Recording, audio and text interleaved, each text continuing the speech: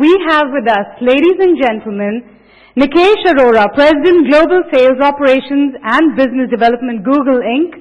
A big round of applause. I request Rohit Saran, Editor of Business Today, to kindly escort Nikesh onto the stage. Thanks. Good afternoon, ladies and gentlemen. I hope the post-lunch sort of mental stupor that sometimes sets in when you have good lunch has gone from most of your minds, and hope you are alert and because we are up to very, I would think, you don't have to say a word beyond Google to imagine how exciting sessions like these can really be. And the last session was the power of unknown, and Professor Taleb told us how probably President Reagan may have been unintentionally responsible for unleashing the power of internet, but for that power of internet to reach most of us users, actually it's Google that credit goes to. A couple of days ago I got a call from somebody who's attended all the India Today conclaves that have happened in the last, since 2002. And he asked me, why is this session called the word according to Google and not the internet according to Google? And his question was valid, because after all, Google is the internet giant. And that made me wonder, do we really understand Google well? And therefore, if we do not understand Google well, we probably do not understand internet well. Because as Nikesh had once told us in an interview, Google is synonymous with the internet in many parts of the world. And India is one such part. So the power of Google is something that is way beyond the searches that we do on our desktops and now increasingly on mobile phone. Just a glimpse of it, and hopefully by the end of next 60 minutes we'll be far more educated on the power of Google and the word, how it gets influenced by Google. Just some glimpse and hints I'll share before I invite Nikesh. Google processes something equivalent to 1 billion gigabytes of data every hour. 1 billion gigabytes is equal to what is called petabytes, or for those of you who know these terms, 1000 tetrabytes, which I'm told, Nikesh, is equal to 5 billion pages of written text. So that's the amount of information Google processes every hour. Processing has two sides. You have to store something, which Google does. Nobody in the world knows how much data and information Google has stored. I think that's a secret that only a few people in Google know. I'm sure Nikesh is one of the persons who know the secret. I'm sure he's not going to share with us. But storing all that mass of data is one task. But that's a smaller task. The bigger task is making that data and information available to all of us whenever we want, wherever we want. Most of the times in a fraction of a second. So Google stores the data, Google searches the data and information for us anywhere in the world. And guess what? It does all that for free for most of us. I mean, unless you are a corporate account holder, or some of you who have used Gmail beyond the 7 GB capacity, you may have got a gentle reminder to pay something like $5 a year or something like that. But for most of us, Google does such massive operation of storage and search for free. Now, the surprise doesn't end here. Despite doing such a massive scale of operation for free, it makes obscene amount of money. Google is one of the most profitable companies in the world. Its profit margins are among the highest on the Wall Street listed firms. It's in one of the world's most valuable company. Last I checked, the share price was $600. So that's truly the power of Google. By doing so much, so soon, so fast, making it accessible to so many people, doing it for free, and yet generating so much of profits, there's something that we all need to understand. And I think this is the scale, speed of operations that has in the last 1 year or so started evoking not just the amazing fanfare that Google has, but also some fear, some apprehensions, mostly among competitors. Of late, even in some countries, as we heard about China, So there is a word of Google that we need to understand better. There's really no better person than Nikesh to help us understand that today. I say that not just because Google is one of the 4 presidents of Google. Actually, in our view, Nikesh is the person who brought the word view to Google. Nikesh did his schooling maybe a few kilometers down the road from this hotel. He studied in India and in US. He's worked in 3 continents, India, most parts of Europe, before he relocated recently to the Mountain View headquarters of Google. So he's really been in the forefront of bringing the spirit of globalization into Google's operations and its business. Nikesh is also for some of us who have the privilege of meeting him, is very quintessential Googler. He's intelligent, brilliant, yet very approachable, very simple, and very adventurous. He typifies Google very well. He's, as I said, one of the 4 presidents of Google. The other 3 presidents being the 2 founders, Larry Page and Sergey Brin, and of course the CEO, Eric Schmidt. That's why we in business today like to call him the 4th ace of Google. Let me just stop here and welcome Google, Nikesh. Nikesh, please come in.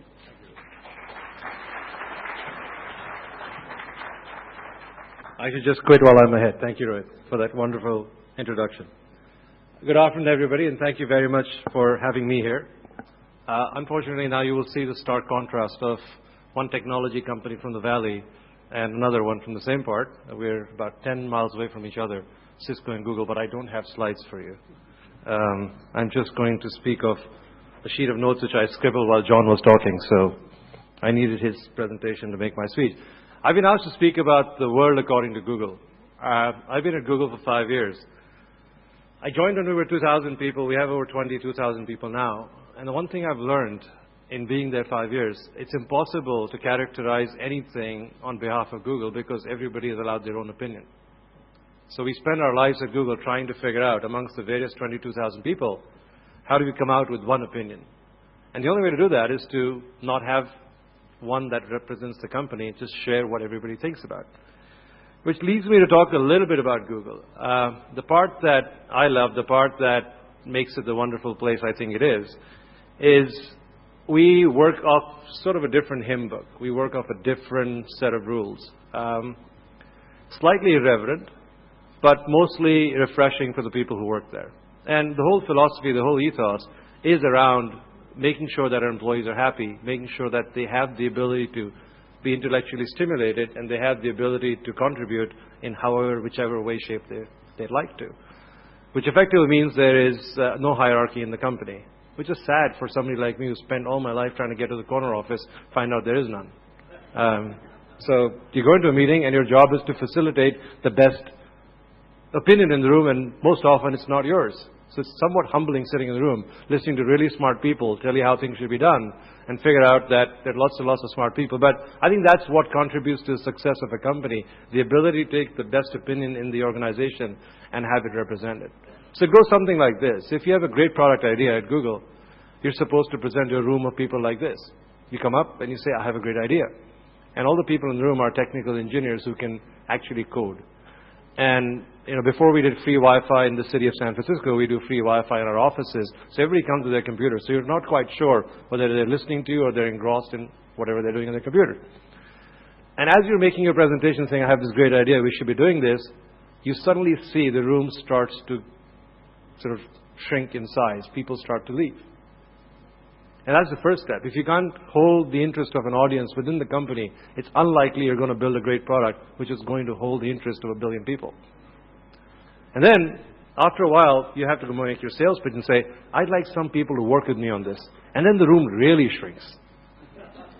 Right? And then the point is, if you can't get 4 or 5 people excited to work in your idea, highly unlikely that you're going to build a great product. So that's sort of the first Darwinian principle of designing a product at Google. And the whole philosophy is you have to launch often, you have to launch early. You can't keep sitting in a warehouse, you can't keep sitting in a room and keep building the product because the world may pass you by. So that's how we do all of our product development.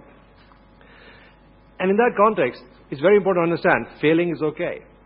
if you try out a product, I often get asked, what about Google Finance? What about this other product you guys did?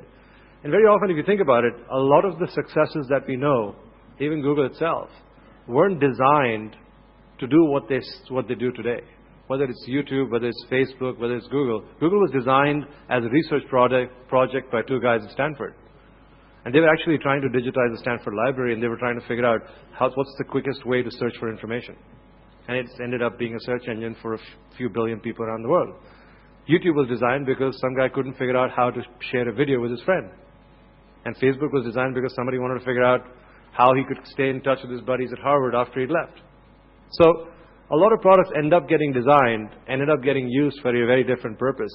So in that philosophy, we always try and get people to design products, and if they don't work, we let them launch them. They will morph into something more interesting if they don't end up being used for what they were originally designed for. So we always try and find something interesting in a product that people build. And that brings me to an interesting story. I was on a flight with our founder, which is very hard. He's almost a PhD in computer science from Stanford, and it's very hard to keep a conversation with him for too long, but one tries. We were on a flight from Mountain View to Spain. It was a very clear day in the United States. We were flying over the desert. And he says, you know what? The problem with the mapping industry in the world is that these maps are very old. They were designed a long time ago, and the pictures have been taken by satellites which are very high up in the air. Imagine if you had a clear day like this, and you can fly a plane crisscross over the United States. How many hours would it take to crisscross the country and get 25 centimeter resolution and get everything mapped with a picture? And I thought we were just having a conversation. He sends an email as we land, and a day later we have figured out how many hours it's going to take, how many planes it's going to take, and a week later there are planes flying over the US on every clear day trying to get pictures of 25 centimeter resolution. And the funny part is, we don't worry about, typically when you go to business school, they teach you wonderful things like the 4 Ps. You must know the product, the price, the promotion, and the placement. We actually eliminate the 3 Ps. We just focus on one. If you build a great product, everything else will work out. If you build a crappy product, you have to worry about the 3 Ps. You got to figure out what you must price it at. You got to figure it out. So we set price to 0. When you set price to 0, you don't have to worry about price. You decide not to promote it. The product has to promote itself. And the placement will figure itself out depending on how useful the product is for different people. But it was that idea of flying those planes over the United States which actually allowed us to fly planes over Haiti. Within 1 week, we flew a plane over Haiti, crisscrossed the entire country, gave them before and after maps so they could see when they were flying in helicopters what it looked like before the catastrophe and what it looked like after, so they could recognize where people were, where they could find people in rubble. And we're doing the same thing in Chile. So it's sort of that kind of thinking which says, try and think big, try and do something that you can disrupt with the power of technology. Very seldom does a conversation at Google start with how are we going to make money out of it. And as a consequence, many of our products are free, and we're still trying to figure out how we're going to make money out of it. Although it did say we make obscene amounts of money. I do not know that word, obscene amounts of money. But I'll stay away from that. But today is not about talking about Google. Let's talk about the world. If you think about the world and what's going on over there, it's fascinating to watch the consumers. And I think you guys get to see the microcosm of those consumers in India because we only have 70 million people connected to the Internet. But if you think about the consumers around the world, there's over 1.4 billion people connected to the Internet. And what's fascinating is people's behaviors are beginning to change as the Internet is becoming more and more available to them. We are turning into a more and more of an instant gratification or information on demand kind of society. We expect to get the answers right away. And the way it's manifested itself in what we do at Google is about 5 or 6 years ago, if you did a search on the Internet, you were happy if you found something. You would find it either on the first page or the second page. You'd click for a second page and a third page. And you'd be happy when you clicked on the site that some company had decided to copy their brochure and put it up on the web. That was fine. That was perfectly fine from an information perspective. Then we launched a product called Google News where we decided we would crawl the news sites every 15 minutes. And that time, we used to crawl the web every 24 hours, roughly. Every 24 hours, we'd see who's put out new information on the Internet, and then we'll be able to present it to our users.